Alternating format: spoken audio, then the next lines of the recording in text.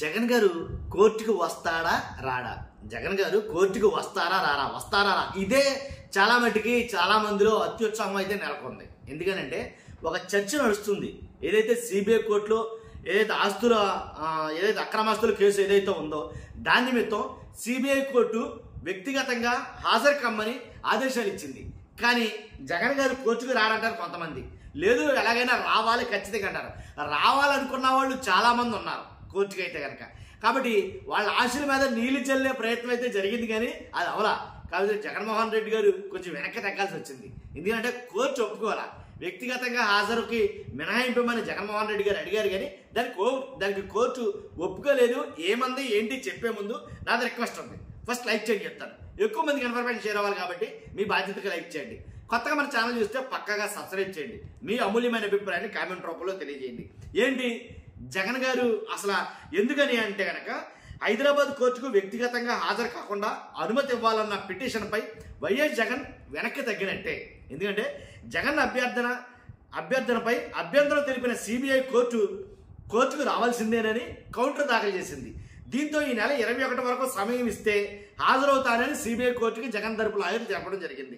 కానీ అక్టోబర్ 1 నుంచి 30వ తేదీ మధ్య 15 రోజుల పాటు యూరప్ వెళ్ళడానికి జగన్ గారికి న్యాయస్థానం అనుమతులు ఇచ్చింది.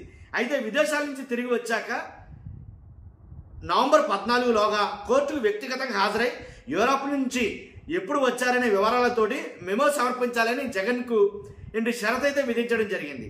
ఈ నెల 11 నుంచి 19 వరకు యూరప్కు వెళ్లి వచ్చిన జగన్ గారు తన బదులుగా న్యాయవాది హాజరుకు అనుమతించాలంటూ సిబిఐ కోర్టులో ఒక పిటిషన్ వేశారు. లేదా వీడియో కాన్ఫరెన్స్ ద్వారా అయినా హాజరయ్యేందుకు అనుమతించాలన్నారు. జగన్ అభ్యర్థనపై సిబిఐ అభ్యంతరం వ్యక్తం చేసింది.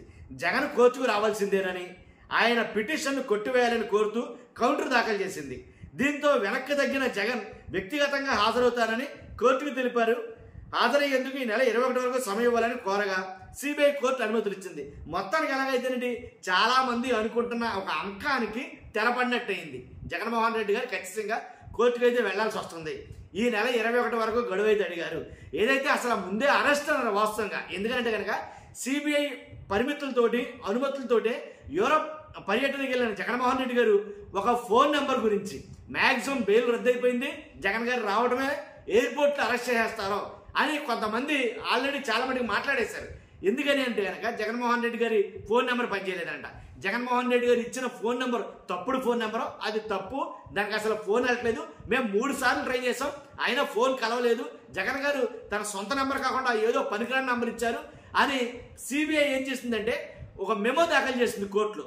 కాబట్టి జగన్ గారి బెయిల్ షరతులు రద్దు చేస్తూ తక్షణమే రప్పించాలని ఒక మెమో అయితే కనుక దాఖలు చేసేసింది.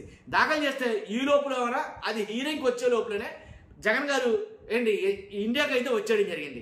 తర్వాత జగన్ గారి తరపు న్యాయవాది ఏం మాట్లాడారంటే ఆల్రెడీ జగన్ గారు వచ్చేసారు కదండి, ఇంకా ఆ పిటిషన్కి ఇంకా దానికి ప్రామాణికమే ఉంది, దాన్ని కొట్టేయండి అని చెప్తే వెంటనే దాన్ని కొట్టేయడం జరిగింది.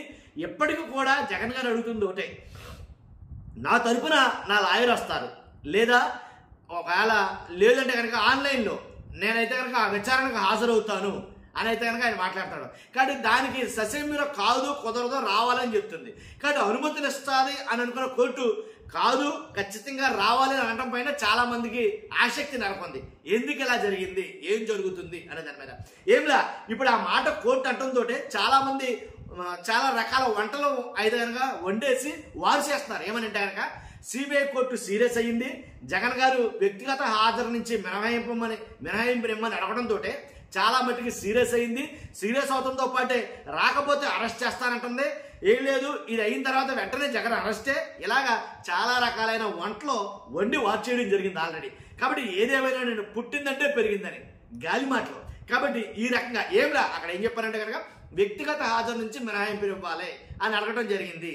అయితే లేదంటే కనుక జూమ్లో ఎలాగో ఆన్లైన్ ఉంది కాబట్టి ఆన్లైన్ ఫెసిలిటీ అయినా కల్పించాలని అడగడం జరిగింది.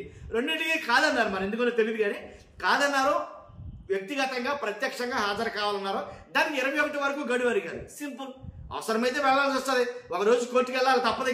కాబట్టి దీనికోసం పెద్ద రాద్ధాంతం, ఏదో మునిగిపోయినట్టు, కొంపలంటుకుపోయినట్టు, ఏదో తగలబడిపోయినట్టు పెద్ద రాద్ధాంతం చేసేస్తున్నారు మీడియాలో, నాకు అర్థం కావట్లేదు. కాబట్టి సింపుల్, అక్కడ జగన్ గారు వెళ్తారో వస్తారు, కోర్టుకు అయితే వెళ్ళాలంటే కనుక ఖచ్చితంగా వెళ్ళాలి. కొన్ని వాటికి మాత్రం వ్యక్తిగత హాజరు నుంచి మినహాయింపు ఉంటుంది. కాకపోతే మాజీ ముఖ్యమంత్రి గారు కాబట్టి ఆయన కోర్టుకు వెళ్తున్నారంటే చాలా హడావిడి అయితే ఉంటుంది. అదైతే ఎలా ఉంటుంది, దాని నుంచే ఇవన్నీ పక్కన పెట్టడం కోసమే వ్యక్తిగత హాజరు మినహాయింపు ఇవ్వడం అని చెప్పేసి ఇవ్వండి అని చెప్పేసి జగన్ గారు కోరడం జరిగింది. అంతకు మించి లేదు. చూద్దాం ఎవరి ఆశలు నెరవేరుతాయో, ఎవరి ఆశలు మీద నీళ్లు చల్లుతారో చూడాలి. ఫస్ట్ అయితే లైక్ చేయండి, కొత్తగా మన ఛానల్స్ పక్కగా సబ్స్క్రైబ్ చేయండి. Thank you very much.